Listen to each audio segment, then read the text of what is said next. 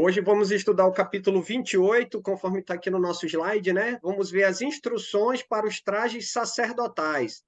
Então, em boa parte do capítulo 28, nós vamos apreciar os detalhes lá da descrição de Deus, lá para Moisés, que iniciou lá no finalzinho do capítulo 24, versículo 18, quando Moisés sobe, e aí Moisés passa um período de 40 dias e 40 noites lá com Deus, recebendo, como nós acompanhamos desde o capítulo 25, versículo 1, ele tem recebido instruções da parte de Deus. Então, Deus vai falando, né, a respeito do tabernáculo, da mesa, da propiciação, vai falando sobre a arca, o material. Então, ele vai dando várias instruções. Como vimos semana passada, né, a respeito do material e das características, né, da métrica, das colunas, né, dos tecidos que cobririam o tabernáculo, como nós vimos no capítulo 27. Hoje, no capítulo 28, como nós vamos ver, nós vamos adentrar num ponto mais específico. Deus já vai trabalhar diretamente nos trajes relativos ao sumo sacerdote e aos sacerdotes. Você vai perceber que em boa parte do capítulo 28, Deus ele vai detalhar de maneira assim mais profunda, né, a respeito do traje do sumo sacerdote. É o que nós vamos acompanhar. Abram comigo lá, por favor. Êxodo capítulo 28. É um capítulo bem grande, mas aí eu vou trabalhar, né, com algumas ilustrações, vou pegar textos específicos para a gente poder ter uma ideia daquilo que Deus está falando com Moisés lá no Monte Sinai. Então vamos lá. Só passar aqui, pronto. E vamos ver no versículo 1, né, quando Deus fala, né, diz assim, versículo 1 e versículo 2: Faze também vir para junto de ti Arão, teu irmão e seus filhos com ele, dentre os filhos de Israel, para me oficiarem como sacerdotes, a saber, Arão e os seus filhos, Nadab, Abiú, Eleazar e Itamar. Versículo 2: Farás vestes sagradas para Arão, teu irmão, para glória e ornamento. E aí, o que nós vamos ver, iniciando aqui o capítulo? Que Deus, ele pede que seja separado. Quando ele usa o termo vir para junto de mim, a ideia é de que aqueles que vão se apresentar, aquele que vai se apresentar, aquele que vai ser responsável em se apresentar, né? Em justamente coordenar tudo o que Deus vai trabalhar para fazer uso do quê? Do tabernáculo, da bacia, né? Do altar, né? Fazer como posso colocar aqui, a mesa da propiciação, fazer a troca dos pães, como ele já fez a citação lá atrás. Então, aquele que vai ficar responsável, junto com os sacerdotes, que são os seus 4 filhos, como nós vemos no versículo 1, Nadab, Abiú, Eleazar e Itamar, e aí Arão seria o quê? O sumo sacerdote, e seus filhos, né, se estariam junto na presença de Deus como sacerdotes. Mas eles iam se apresentar de qualquer jeito? Perceba, versículo 2 do capítulo 28. Farás vestes sagradas para Arão, teu irmão, para glória e ornamento. E é justamente o que nós vamos observar a partir do versículo 3. Então, eles iam se apresentar, eles estariam juntos na presença de Deus, iriam se apresentar na presença de Deus. Mas isso não significa que eles iam se apresentar de qualquer jeito, de qualquer modo, a critério deles, de modo nenhum. Deus vai estabelecer justamente a forma como eles vão se apresentar diante de quem? Diante deles. E aí é um princípio que nós podemos até aprender, pegando esse princípio da velha, trazendo para a nova, quando se trata em termos da adoração, né? Nós podemos perceber que Deus, né, ele estabelece as regras. Não é o homem que escolhe, não é o homem que escolhe, é Deus que determina, para que aqueles que vão servi-lo através daquele determinado ofício, eles possam estar dignos, né? Obedientes em relação ao critério, né? A ordenança que Deus estabeleceu. E dentro do contexto da nova aliança não é diferente. Nós não podemos nos apresentar diante de Deus do nosso jeito. Precisamos ver que dentro do contexto da nova aliança também existe o quê? Critério. E se realmente queremos nos apresentar de maneira digna diante de Deus, precisamos observar aquilo que o Senhor estabelece. Olha só, versículo 3.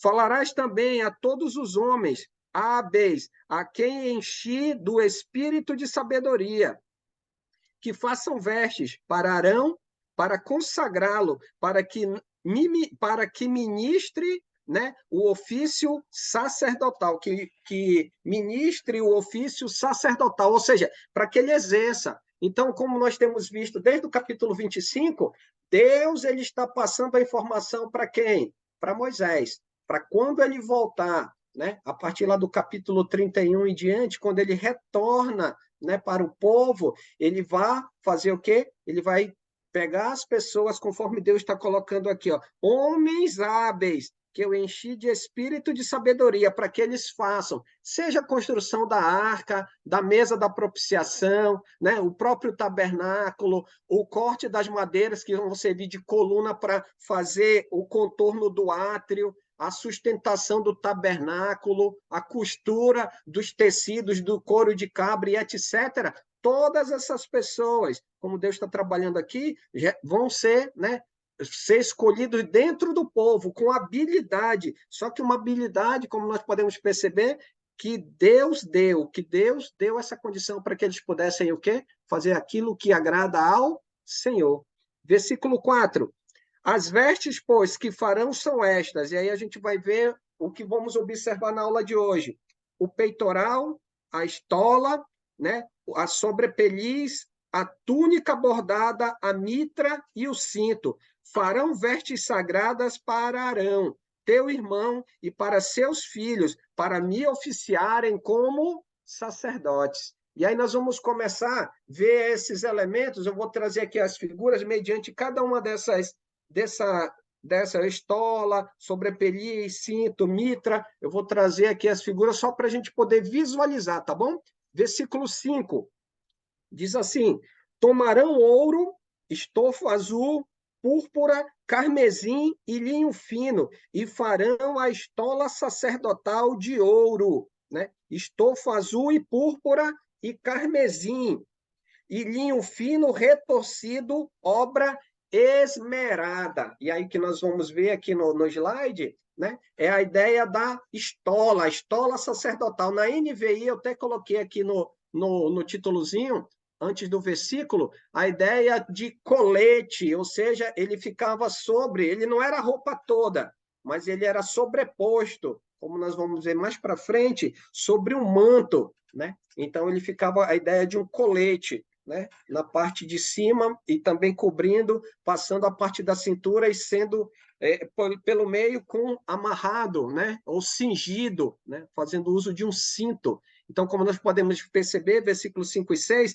ele descreve os elementos, né, ou seja, aquilo que vai compor justamente essa estola, né, ou esse colete, como nós vemos aí no versículo 5 e 6, ela vai ser formada de ouro, de estofo azul, de púrpura, de carmesim e linho fino retorcido, e um ponto que a gente vai perceber, ela é uma obra esmerada, ou seja, não vai ser feito de qualquer jeito, é necessário esmero, é uma obra trabalhada, né? Então ela vai ser bem trabalhada, bem acabada, no sentido de ser assim, de acordo com aquilo que o Senhor estabelece. E aí nós vemos essa parte, eu marquei aqui o quadrado para nós observarmos justamente o que compõe essa chamada estola sacerdotal, que é esse conjunto, né? Ele começava aqui na parte dos ombros, se estendia pelo peito, passava e até a parte do joelho, mais ou menos, né? E aí ele tinha a continuidade, fazia parte lá a manta, como nós vamos ver, e uma outra roupa por debaixo da manta azul. Continuando aqui. Versículo 8. Versículo 8 diz o seguinte: vamos ver a respeito do cinto. O cinto é de obra esmerada, que estará sobre a estola sacerdotal. Será obra igual, da mesma obra. E aí a ideia de mesma obra é fazendo uso dos mesmos elementos que compunha, no caso, o item anterior, que no caso é a estola sacerdotal. E ele diz, né, que ela será como, né, a estola sacerdotal será de obra igual, da mesma obra, ouro, estofo azul, púrpura, carmesim e linho fino retorcido. E aí um ponto que nós podemos observar, né, aqui, inclusive na figura, no círculo, podemos ver que ela era composta dos mesmos elementos, ou seja, daquilo que era formado o colete, da mesma característica era feito o quê? O cinto. Então, como ela colocava, ela era sobreposta, né, sobre o manto, ela era presa à cintura justamente com o cinto. E mostrava justamente, Deus deixava claro a ideia para que ele pudesse ficar preso, né? Não fosse feito de qualquer maneira, né? E podemos ver sobre a questão dos mesmos elementos que compunham o colete, né? Passando aqui. Versículo 7. Versículo 7, nós vamos ver a parte do colete, onde ele vai expressar de uma maneira mais detalhada, a partir daqui, as chamadas ombreiras, a ombreira e o chamado peitoral. Versículo 7, olha só. Terás duas ombreiras que se unam às duas extremidades, e assim se unirá. Como nós podemos perceber pela figura, então ficava colocada uma sobre cada ombro. E ele vai já nos descrever qual a característica, né? O que compunha, qual é a finalidade, o que estava descrito, né, em cada uma dessas ombreiras. É o que nós vamos perceber aqui nos detalhes a respeito da ombreira, no versículo 9 ao versículo 14. Alguém poderia ler para a gente, por favor? Versículo 9, Êxodo capítulo 28, do versículo 9 ao versículo 14. Um voluntário ou uma voluntária, por favor. Amém. Grave em duas... Pode falar, Edson. Pode ler, Edson. Grave em duas pedras de ônix os nomes dos filhos de Israel, por ordem de nascimento, 6 nomes numa pedra e 6 na outra. Grave os nomes dos filhos de Israel nas duas pedras, como o lapidador grava um selo. Em seguida, prenda-as com filigranas de ouro, costurando-as nas ombreiras do colete sacerdotal como pedras memoriais para os filhos de Israel. Assim, Arão levará os nomes em seus ombros como memorial diante do Senhor. Ok. Até o 14. Até o 14, amém. Faça filigranas de ouro e 2 correntes de ouro puro, entrelaçadas como uma corda, e prenda as correntes às filigranas. Ok. Agora, muito obrigado, mano. Você está lendo Amém. na NVI, correto, Ed? Correto, Edson? Exato, perfeito, mano. E tranquilo, eu gosto de trabalhar tanto com a NVI quanto com a ARA para a gente poder ter uma perspectiva, né, da tradução, do entendimento da ideia ali dessa descrição. É o que nós vamos trabalhar. Uma das palavrinhas que me chamou a atenção, como você leu na NVI, é a ideia de sinete, né? Que ele vai trabalhar na NVI como selo, a marca. E aí nós vamos perceber que cada uma das ombreiras, ela vai ter o quê? Uma pedra de ônix, né?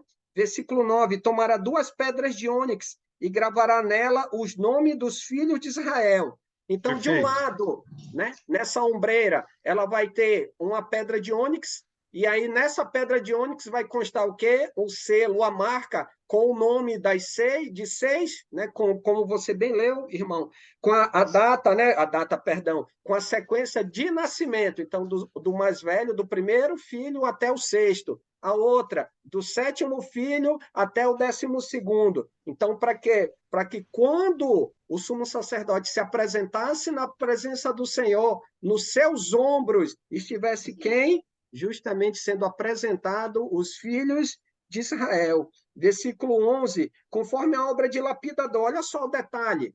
Não era de qualquer jeito. Deus, ele queria homens, né, especializados, eles queriam homens que justamente cuidassem disso.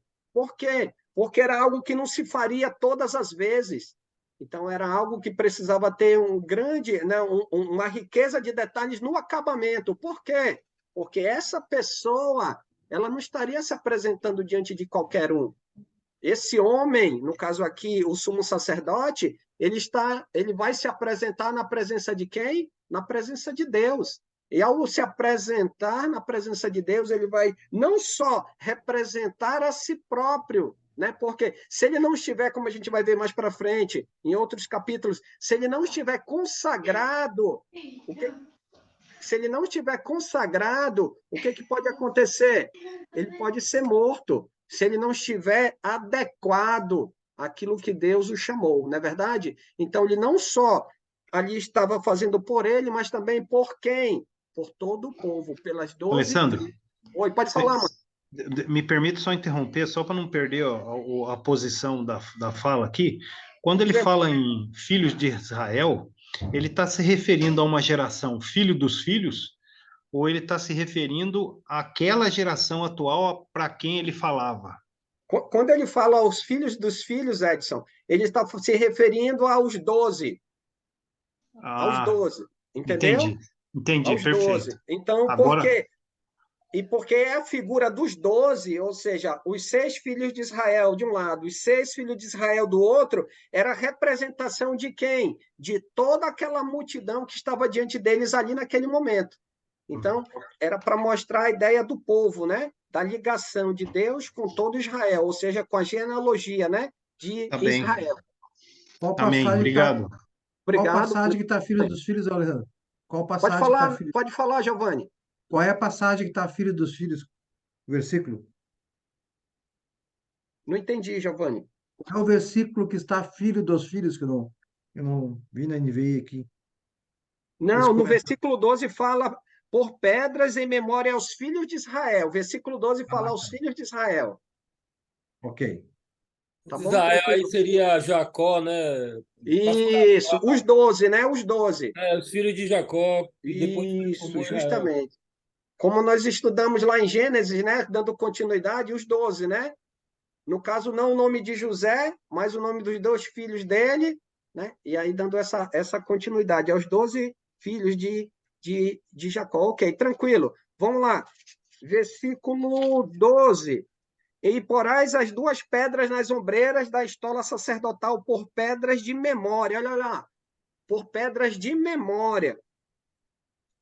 Versículo 12 ainda, e Arão levará os seus nomes. Viu, Pode, Alessandro? A minha pode fala é falar, mano. memorial. Isso. E um ponto assim, quando eu entendo o memorial, irmão Valdivino, lembra lá em Gênesis capítulo 12, versículo 3? O que que Deus disse para Abraão? Que todas as famílias da terra seriam abençoadas, né? Através de quem? Da descendência de Abraão. Então, olha lá, Deus, ele está olhando, ele está trabalhando aqui, lá no contexto de Gênesis capítulo 12, mas ele está olhando para frente. Ele está trabalhando aqui com Israel, mas a gente pode ver a figura do sumo sacerdote aonde? Lá no Novo Testamento, modo de dizer, lá na época de Jesus, né? Na época de Jesus. Então, podemos ver a É importância que esse homem tinha diante de Deus, diante do povo, né? No muito cumprimento. legal isso aí, porque, viu, irmão, o significado é o mesmo, né? Isso. Muito bom, obrigado por isso. Tranquilo, obrigado também. E aí é um ponto que a gente pode observar da responsabilidade que esse homem tem. Lembrando, lembra lá, quem é o sumo sacerdote na nova aliança? Hebreus trabalha muito bem a ideia. Jesus. Jesus, Jesus. E aqui, nesse contexto de Êxodo, nós podemos ver a qualidade do homem, como é que ele precisava se apresentar. Só que dentro do contexto da nova aliança, o sumo sacerdote, no caso Cristo, ele não intercedia pelos seus próprios pecados, porque ele em si já tinha uma vida consagrada diante de quem? Diante de Deus. Tanto é que ele entregou a sua vida, derramou o seu sangue, não em favor dele próprio, mas em favor das outras pessoas, ou seja, em favor de nós, daqueles que virão depois de nós. Né? Então, um ponto que precisamos observar, para que Deus ele está trabalhando aqui, mas mostrando a representação, a importância daquele que se apresentou aonde? Na presença de Deus. Deus nos levou no sentido assim de ter se entregue em nosso favor para que hoje eu e você possamos estar na presença de quem? Na presença do Senhor. E aí ele vai trabalhar detalhes sobre engaste, que nós temos, vocês podem perceber aqui, ó, na figurinha, eu coloquei, eu pesquisei até uma figura de uma resolução bem grande aqui, para quê? Para que a gente pudesse visualizar aqui, ó, as argolas, né? Aqui a parte da corrente que prendia, seja aqui na parte de cima das ombreiras, seja na parte do canto embaixo, próximo à cintura, para justamente sustentar o chamado peitoral, que é o que vamos já observar. Até aqui tudo tranquilo? Alguma pergunta, algum comentário antes de a gente continuar? Vamos passando, então. Pronto. Olha lá o peitoral. Diz assim, versículo 28, capítulo 28, versículo 15. Opa, não. Versículo... Espera lá. Espera aí, acho que eu anotei errado aqui, mas só um minutinho.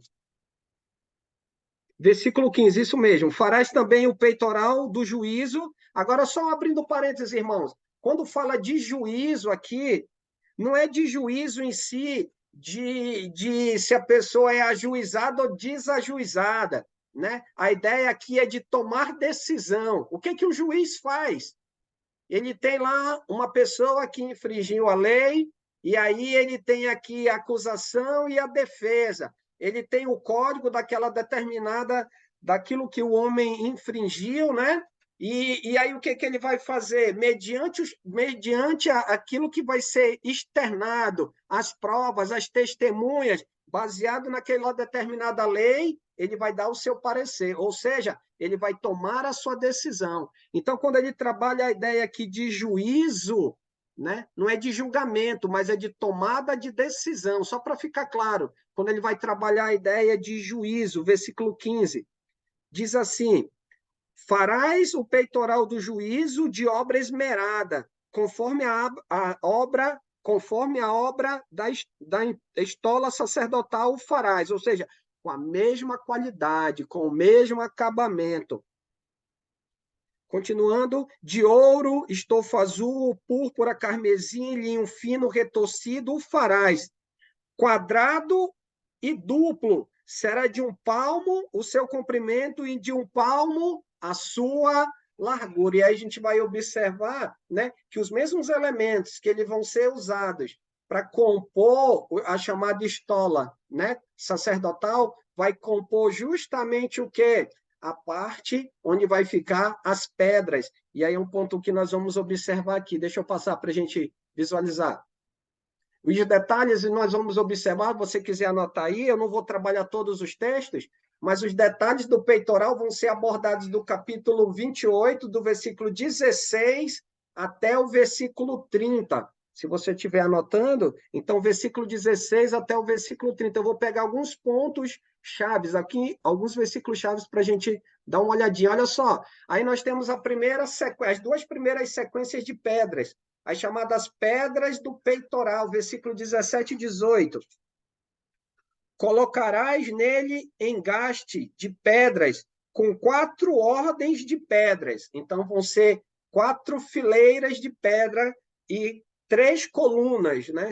Serão 3 colunas e 4 fileiras. E ele descreve, no versículo 17, no finalzinho, a ordem é sárdio, topázio, carbúnculo.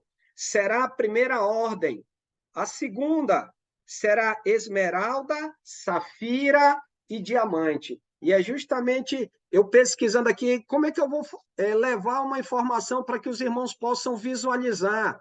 E aí eu consegui aqui esse achado, onde tem a sequência e a característica de cada uma dessas pedras preciosas.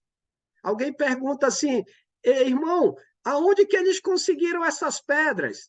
Lembra quando eles saíram, quando nós estudamos lá, mais para frente no Êxodo, quando eles saem do Egito, Deus fez com que o povo fosse favorável, e o povo fez o que em relação aos judeus?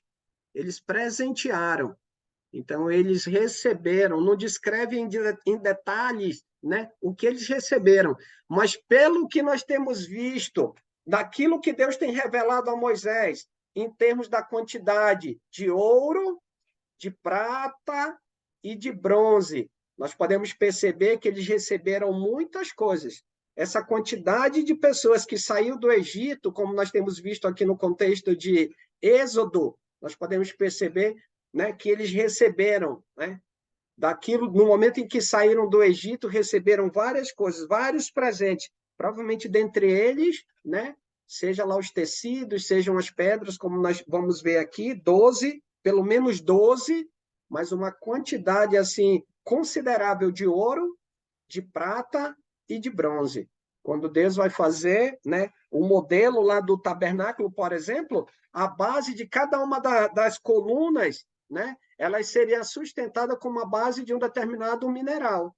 né? Então, isso mostra que Deus sabia aquilo que estava com quem? Com o povo, a quantidade, ou aquilo que era necessário para que pudesse levantar o tabernáculo, construir a arca. Lembra a arca? Ela era feita de acácia, correto? Madeira de acácia. Só que ela era revestida de quê? De ouro. Então, todos esses detalhes Deus havia pensado e sabia da condição do povo, né? No sentido de que eles possuíam um material que ele contaria para que o povo pudesse ofertar e assim poder disponibilizar para a construção. Versículo 19 e 20. Versículo 19 e 20 diz assim: a terceira ordem será de jacinto, ágata e ametista. A quarta ordem, versículo 20, ela será de berilo, ônix e jaspe. Elas serão guarnecidas de ouro nos seus engastes. Ou seja, elas seriam presas, né, no peitoral com uma peça, né, o engaste, ou seja, é mais ou menos assim como se fosse um formato, você já viu um brinco, né? E aí ele tem uma peça metálica, e aquela pedrinha ela fica presa. Provavelmente a ideia seria essa. Eles fariam como se fosse um prendedor em ouro e eles encaixariam a pedra e ficaria presa mediante essa peça de ouro aonde? No peitoral. Mais uma vez, a característica, a diversidade, né, que Deus fez escolhendo as 12 pedras. Como nós vamos perceber, passando aqui ao versículo 21, essas pedras, irmãos, elas não eram 12 por acaso, mais uma vez. Elas não eram 12 por acaso, assim como a ônix, né, que ficava uma em cada ombreira, e ela continha o nome com a ordem de nascimento dos filhos de Israel. Cada uma dessas pedras representaria o nome dos filhos de Israel. 12. Segundo os nomes, como diz o versículo 21 aqui, segundo os seus nomes serão esculpidos, né, com selos. Mais uma vez, aqui está sinete, mas na NVI dá uma ideia bem melhor, a ideia de selo, né? Cada uma, né, com o seu nome para as 12 tribos. E aí, se você olhar no slide, aqui aí nós temos Rubens, Simeão, Levi, Judá, Isacar, Zebulon, Naphtali, Gade, Asser, né, Manassés, Efraim e Benjamim. Então, nós temos aí os 12, né, constando justamente os nomes e, inclusive, a escrita em hebraico e a forma, mais ou menos, que ela seria a ideia de selo, como se ela fosse cravada, seria escrito, né, naquela pedra. Como ele trabalha bem, né, seria a ideia de alguém que ia esculpir de uma maneira perfeita, onde? Naquela determinada pedra. Então, tinha que ter toda uma técnica, né? Deus ia trabalhar, como nós vimos lá no versículo 2, aliás, versículo 3, Deus habilitaria eles por meio do espírito de sabedoria para que eles fizessem o quê? Todos esses detalhes. Lembrando, até esse momento eles não estão construindo ou fazendo aquilo que Deus está determinando. Deus, nesse momento aqui que nós estamos olhando no livro, né, de Êxodo, Deus está o quê? Orientando, ele está dando instruções para quem? Para Moisés. Continuando aqui. Assim, continuando o versículo 29, assim Arão levará o nome, aliás, os nomes dos filhos de Israel no peitoral, do juízo sobre o seu coração, quando entrar no santuário, para a memória diante do Senhor continuamente.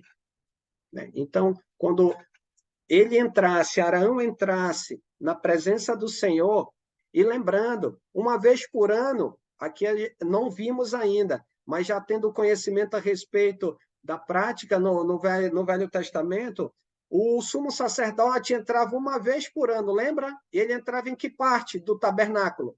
Uma vez por ano? Santo dos Santos. O Santo dos Santos. Olha só, aonde ele apresentaria o nome, né? Ele apresentaria, como nós vemos aqui no versículo 29, ele apresentaria quem? Justamente os filhos de Israel ao entrar, né? Mostrando o quê? A ideia de que Deus conhece, Deus sabe, né? Quem é o seu povo? Ele conhece ele pelos seus nomes. Tranquilo? Até aqui alguma pergunta? Vamos ver aqui a chamada sobrepeliz. Alessandro, perdão que eu falei de memorial e memória, tá? Não, memória ou memorial, o sentido é que vai se lembrar, né? A ideia é de lembrar, Tá bom, obrigado. fazer lembrar. Então, por exemplo, a ceia, para nós, é um memorial, porque ela nos faz lembrar, ter em memória, não tirar da memória quem? Jesus. Então, nós temos isso como, né, lembrar daquilo que ele fez, né? Por que que nós estamos aqui hoje, por exemplo? Hoje, né, todos os domingos, todos os dias, quando eu e você estudamos a palavra, essa palavra só vai ter sentido graças ao sacrifício de quem? Graças ao sacrifício de Jesus.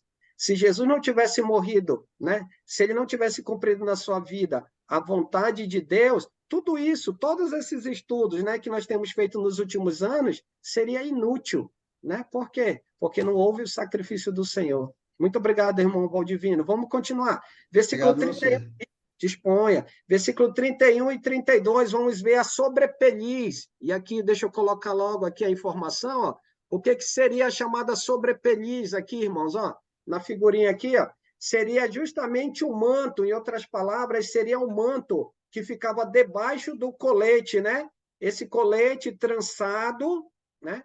Ele ficava debaixo. Então, olha só, versículo 31 e 32. Farás sobre a sobrepeliz da estola sacerdotal, toda de estofo azul. No meio dela haverá uma abertura para a cabeça, será debruada essa abertura, como a abertura de uma saia de malha, para que não se rompa. Então, ela ficava sobre, né, debaixo de justamente do colete ou da estola sacerdotal, né? E ela ficava para que não ficasse diretamente voltada para a pele, né, do sumo sacerdote. Ainda tinha outro detalhe: debaixo de tudo isso, ainda havia, a gente vai ver a descrição disso lá para os sacerdotes, havia tipo vou usar assim a ideia de um calção ou uma bermuda que vinha da cintura até a metade da coxa. Para quê? Para que durante o serviço sacerdotal, o sacerdote, né, por alguma ocasião, vou colocar aqui um exemplo, ele caísse, né? E aí, por um acaso, ele pudesse ter as suas partes, né, assim, à mostra. Então, Deus, né, no caso dos sacerdotes, também trabalha a ideia de colocar como se fosse uma peça íntima, né, uma bermuda, que ela vai da cintura até parte da coxa. Aí a gente vai ver isso lá na parte dos sacerdotes. Aqui, continuando o versículo 36, nós vamos ver a chamada mitra, mas aqui ela vai descrever uma faixa de ouro que ela vai pegar na parte da frente, vai ter um dizer, e na parte de trás ela é amarrada com uma estola, né? Um pedaço, uma tira de tecido, né? Azul. Diz assim, versículo 36. 28, 36. Também, opa, espera aí, eu estou aqui na frente, eu estou revirando a Bíblia aqui, pronto, 36. Farás também uma lâmina de ouro puro, e nela gravarás a maneira de gravuras de sinete, ou selos. E o que vai estar dito, né? Não dá para ver muito bem nessa figura, eu não consegui uma figura que mostrasse. Santidade do Senhor, né, irmão? Oi, pode falar? Santidade do Senhor. Isso, justamente. E aí ela vai estar escrita aqui na parte da frente, ó. Na parte da frente. Essa figura, como ela não tem uma resolução tão boa, mas ela está escrita na frente em hebraico, e ficaria aqui, ó. E aí na parte de trás ela vinha, e aí ela era amarrada na parte de trás, né, com uma estola azul, né? E na frente vinha justamente o dizer que foi colocado aqui, né, no versículo 36, santidade ao Senhor. E ele continua, versículo 37, atalás com o estofo azul, de maneira que esteja na mitra, bem na frente da mitra estará. Estará sobre a testa de Arão, versículo 38, para quê? Para que Arão leve a iniquidade concernente às coisas santas que os filhos de Israel consagrarem em todas as ofertas suas coisas santas. Sempre estará sobre a testa de Arão, para que eles, né, sejam aceitos perante Deus. E aí que vem um ponto. Isso, em via de regra, Arão, ele não conseguia ler. Mas quando ele estava de frente com outras pessoas, o que que as pessoas viam? Alguém trouxe um sacrifício, né? O sacerdote recebia aquele determinado sacrifício, né? E aí ele conseguia ver escrito ali na parte da frente, como a gente pode ver aqui no versículo 38, ele, ao se apresentar diante de Deus, mostrava justamente a condição, né, de apresentar o povo de que forma? Santo. Santo. Um ponto que me chamou a atenção aqui, irmãos, por exemplo, trazendo para o contexto da nova aliança, muitas vezes a gente acha que, por exemplo, a lei era assim, a graça é desse modo, e aí muitas vezes nós achamos, olhando aqui pelo exemplo que Deus está trabalhando com o povo de Israel, no sentido da adoração, dos sacrifícios e tudo mais, que Deus, né, ao revelar por meio de Cristo a nova aliança, nós podemos fazer as coisas de modo relaxado, assim, muitas vezes assim, não, Deus não liga para esses detalhes. Aí que veio um ponto. Diferente de mim e de você, o sacerdote, ele não tinha a presença do Espírito Santo, não é verdade? Ele não tinha a presença de Deus. E eu e você hoje, né?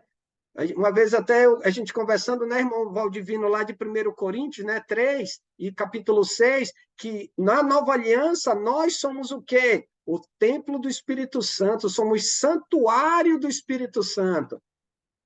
O povo... Pode falar, irmão Valdivino. No 6,19 também fala Coríntios. Isso, a ideia do santuário.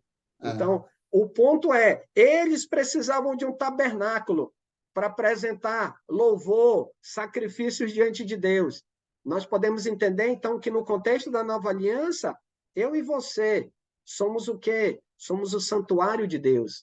Isso mostra que para cada um de nós é importante que a gente faça o quê? Tudo aquilo que a gente faça.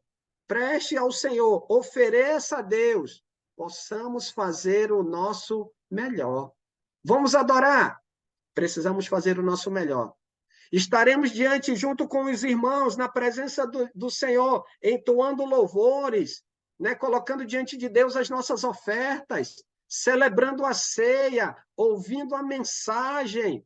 E não só como público, mas os homens que também estarão na presença de quem? Estarão conduzindo a igreja na presença de quem? Na presença do Senhor. Então, podemos ver que no contexto da velha, Deus ele trabalhou de maneira detalhada, em riquezas de detalhes. Isso não quer dizer que hoje, no contexto da nova, em termos espirituais, nós possamos também, precisamos e carecemos fazer também o nosso melhor, oferecer a Deus o nosso melhor.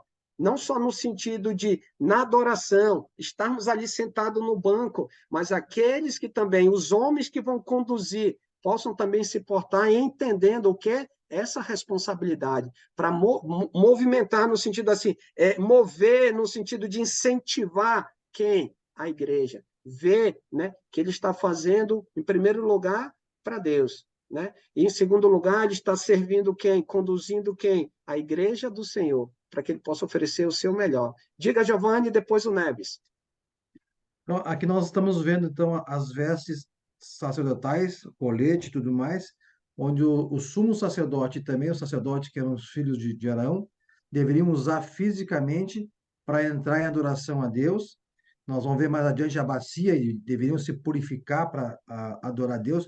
Tudo questões físicas, onde as pessoas enxergavam. Nós temos um exemplo muito bom no Novo Testamento, a mudança, que é a parábola da banquete do casamento, onde o reino de Deus é como o rei que preparou um banquete de casamento para o seu filho, Jesus Cristo e a igreja. Então, se lá era físico, hoje é espiritual. E lá no capítulo 22, versículo 11 de Mateus, fala, mas quando o rei entrou para ver os convidados, porque ele convidou primeiramente o seu povo, o povo de Israel, mas muitos não aceitaram.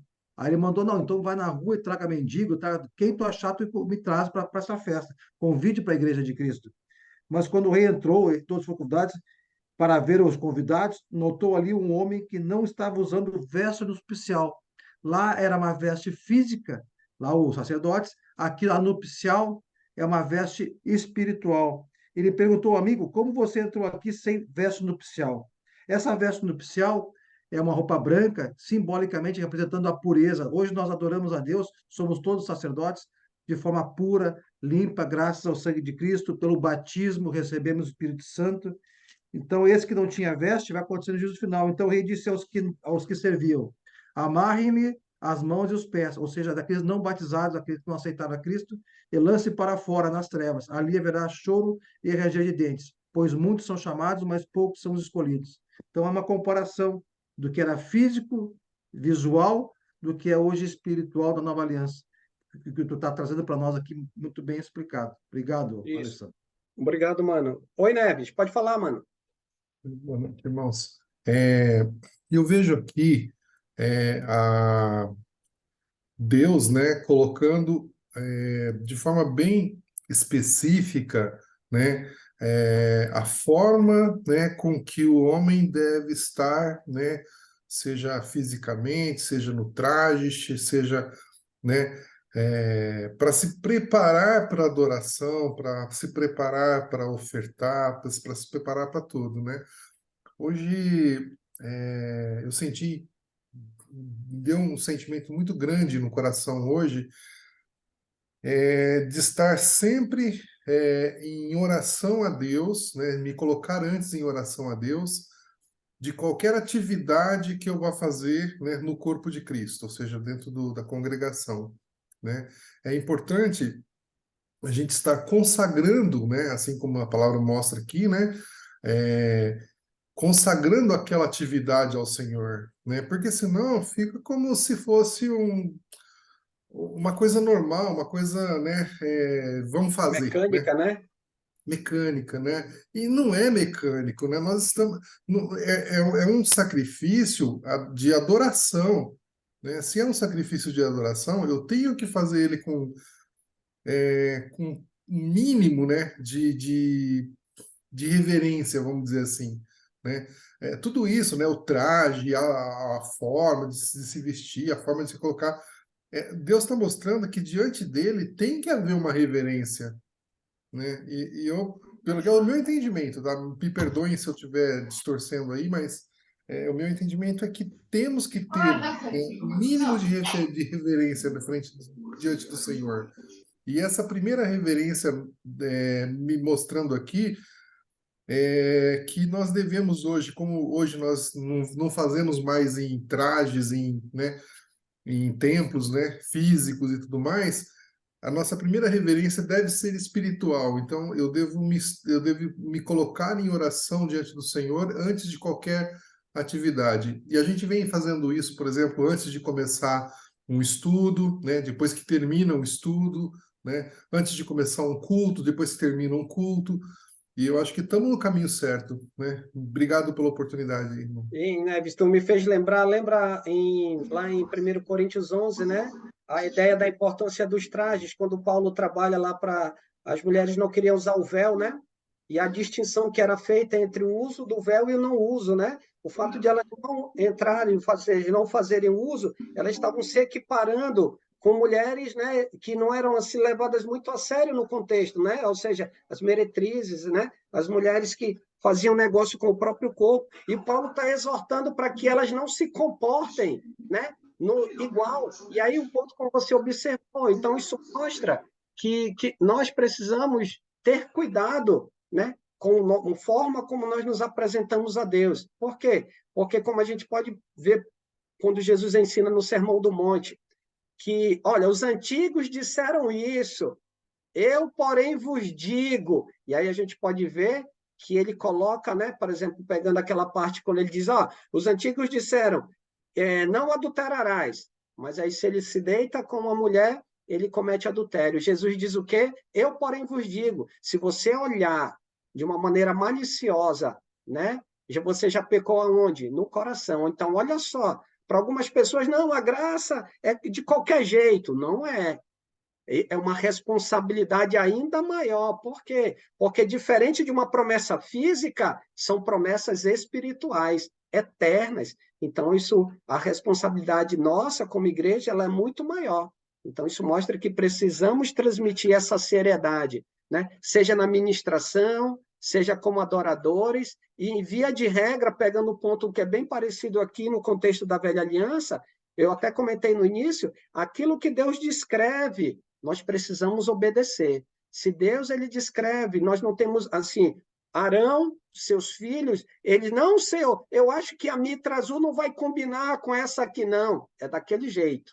São 12 pedras, cada uma nessa sequência, tem que ser desse jeito. Ah, senhor, o senhor disse que é por ordem de nascimento, não vai ficar feia essa combinação, vamos fazer par ímpar. Não, é do jeito que Deus determinou. E aí, no nosso contexto hoje, é da mesma maneira. Deus determina, nós obedecemos. E um irmão, assim, quando teve em Manaus, um missionário americano chamado Brian, ele dizia o seguinte, nós falamos onde a Bíblia fala, e aonde ela cala, nós também não temos razão nenhuma para falar, ou seja, precisamos ficar calados. Por quê? Nós simplesmente precisamos obedecer aquilo que a Bíblia diz. Obrigado, Neves, obrigado, Giovanni. Vamos continuar aqui para a gente finalizar. E aí, pegando a parte final, versículo 40 e versículo 42, nós vamos ver aqui a chamada vestimenta do sacerdote.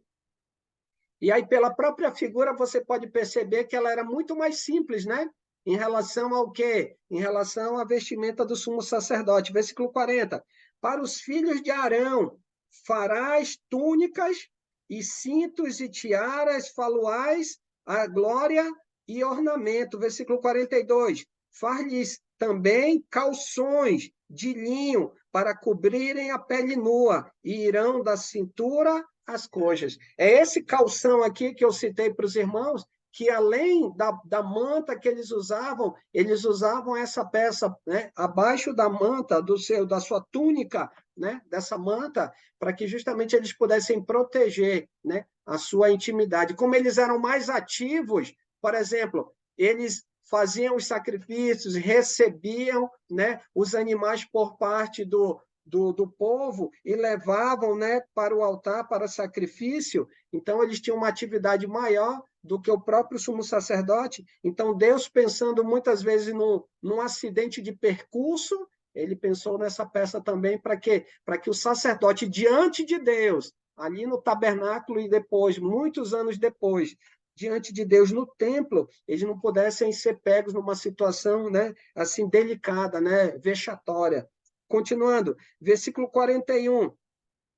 E com isso, ou seja, com tudo isso que a gente viu, do versículo 1 em diante até aqui, e com isso vestirás Arão, teu irmão, bem como os seus filhos, e os ungirás e os consagrarás, e santificarás para que me oficiem como sacerdote. Olha lá, era algo de uma extrema importância, seja para Arão, seja para os seus filhos. Olha os termos que ele usa no versículo 41. Ungir é para mostrar que aquela escolha, que aqueles homens, eles foram escolhidos com o derramar do óleo, né? Eles foram escolhidos por quem? Pelo Senhor. Continuando, eles serão consagrados, ou seja, eles vão ser separados, né? Consagrar no sentido de separados para determinadas tarefas, para uma determinada utilidade. Agora, no ponto, isso tudo, como nós vimos, é porque eles estarão na presença de quem? Eles estarão na presença do Senhor. Então, não era de qualquer jeito, não era de qualquer maneira. E eles foram santificados, e santificarás. Por quê? A condição deles, né, ela precisava estar limpa, transparente, para que quando eles tivessem, só um detalhe, deixa eu voltar bem aqui, ó, rapidinho, aqui, ó, tá vendo esse detalhezinho aqui na borda? Você vai ler, fazendo uma releitura do versículo 28, o sumo sacerdote, ele tinha um sinete, para quando ele entrasse no tabernáculo, no Santo dos Santos, né, ele pudesse saber que ele estava indo, e quando ele terminasse de apresentar o sacrifício de sangue na presença do Senhor, ele pudesse, quem estava acompanhando do lado de fora, pudesse ouvir o deslocamento dele, né, de onde ele estava vindo até a parte de fora. Então, ele tinha um sinete, né, nessa parte de baixo da túnica azul, só para encargo. Você vai ver na leitura o termo sinete, né? Então, é justamente com essa finalidade. Ele vai descrever até esse detalhezinho que eu comentei com os irmãos. Diga, Giovanni.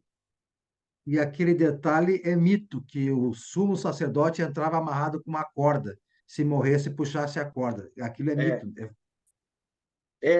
eu ouvi também a respeito disso, Giovanni. Obrigado. Vamos lá, para a gente finalizar, então, versículo 43, para a gente fechar. E estarão sobre Arão e sobre os seus filhos, quando entrarem na tenda da congregação, ou quando se chegarem ao altar para ministrar no santuário, para que não levem iniquidade e morram. Olha lá porque é importante a santificação. Eles tinham, assim, autonomia para se apresentar diante de Deus do jeito que eles bem entendessem. Não, eu estou bem. Lembra lá do fogo estranho? Os irmãos lembram do fogo estranho? Né? Que os 2 filhos foram lá e apresentaram o fogo estranho diante do Senhor. Alguém diz, o que seria?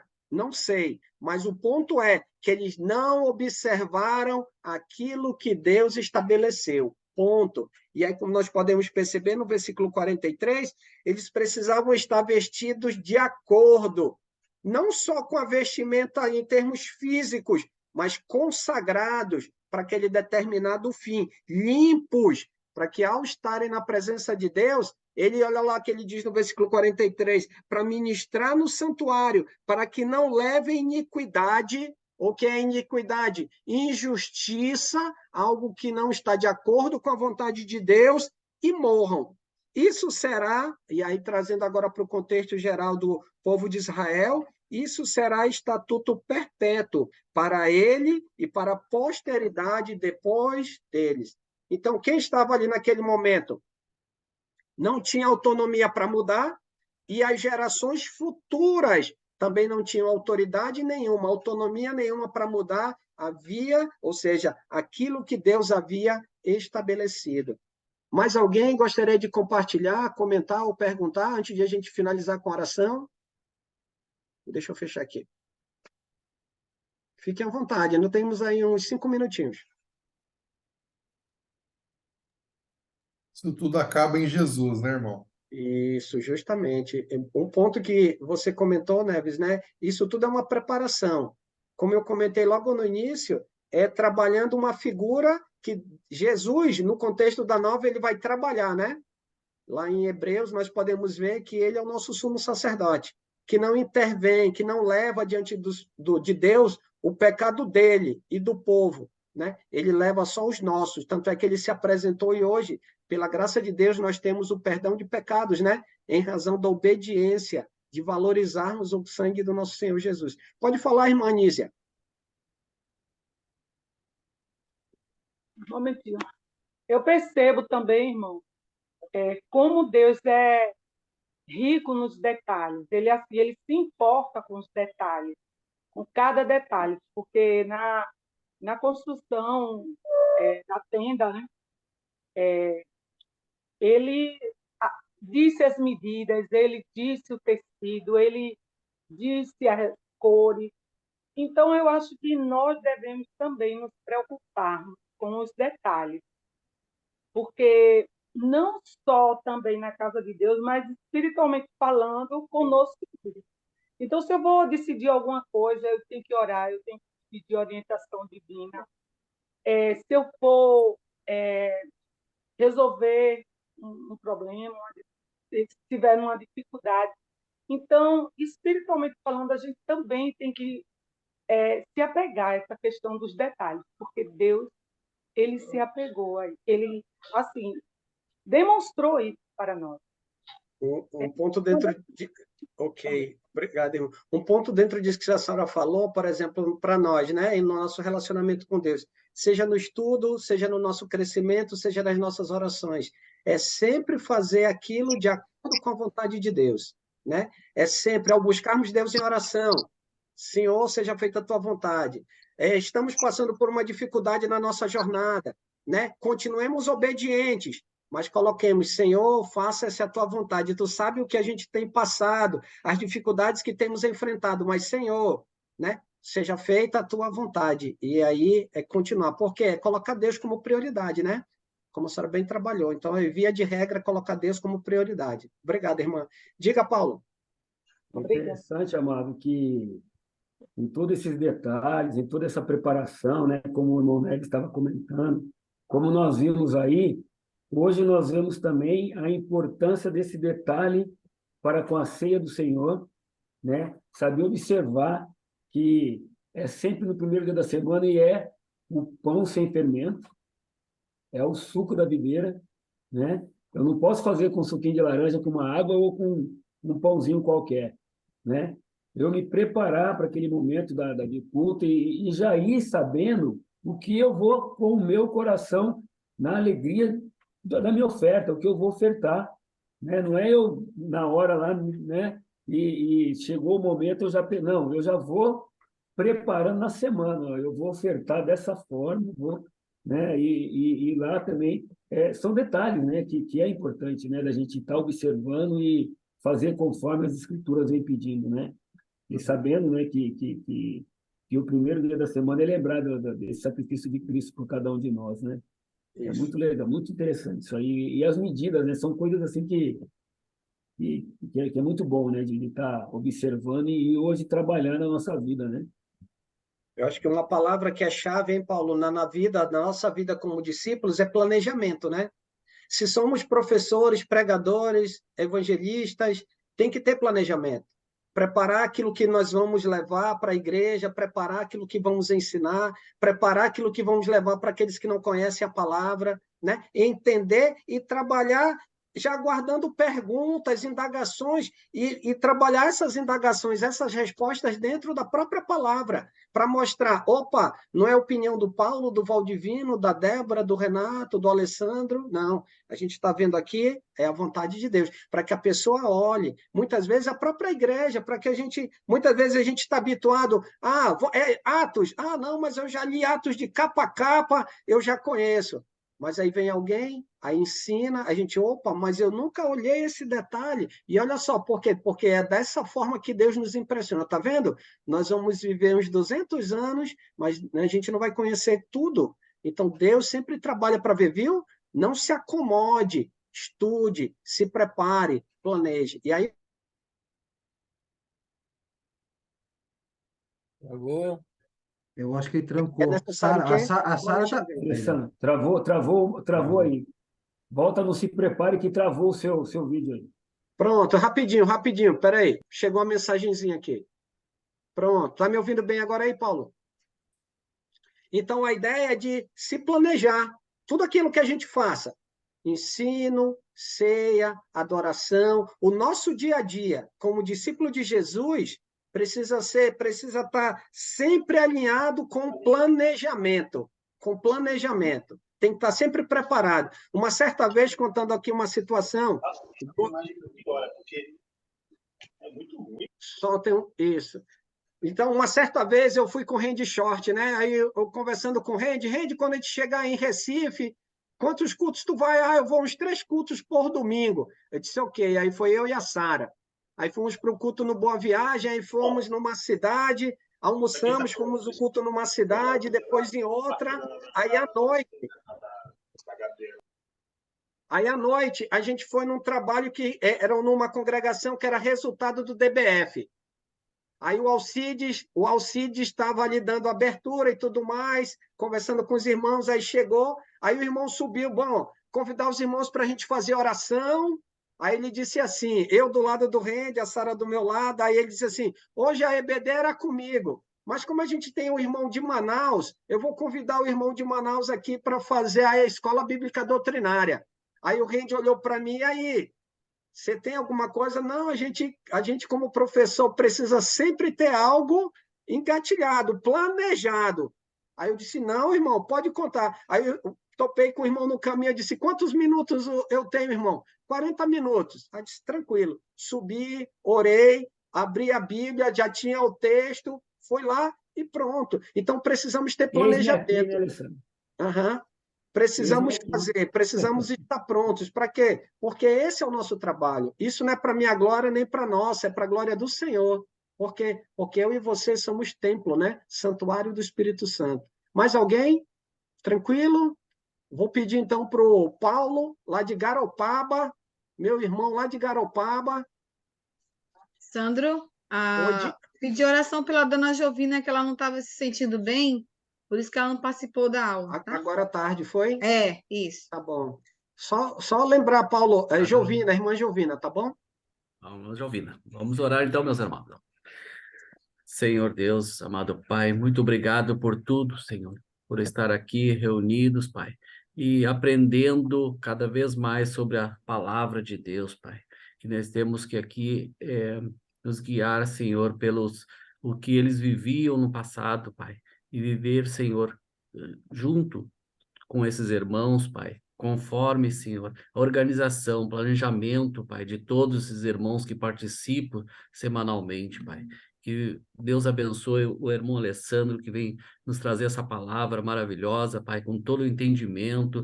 Abençoa todos os irmãos que essa semana vem nos trazer a mensagem, aqueles que vão se organizar para ser o professor da semana. Que Deus venha abençoar a todos que estão aqui, Senhor. Também peço oração pela irmã Jovina, que Deus abençoe, que venha, Senhor, cuidar dela, Pai. Entregamos tudo nas tuas mãos, Senhor. Cada coisa que temos, Senhor, é o Senhor que sabe de tudo, Senhor. Entregamos nas mãos dele, Pai. Todo é o Senhor que faz por nós, Pai. Temos que orar e pedir. Nós fizemos isso em nome do Senhor Jesus Cristo, Pai. Amém. Amém, Senhor. Bem-vindo aos irmãos, sejam bem-vindos a Manaus, viu? Todo Amém. domingo, 20 horas Brasília. Boa noite, seu Pode ter lindo. levantado a mão aí, Marcelo. Boa noite, seu lindo. Boa noite. Boa noite, tudo bem? Renato, cadê Gerda, Renato? Ele tá com a sogra aqui, Meu meu irmão Mindo hoje estava assistindo Floripa hoje, é? É, seu Valeu, Bira, um lindo. abraço, Fernanda mano. Helena, boa noite. Melhoras aí, Bira. Boa noite, Boa Fernanda. noite, Bira, seu Bira. Deus Boa noite, abençoe. Davi. Boa noite, obrigado. Boa noite. Boa noite, mano. Até amanhã.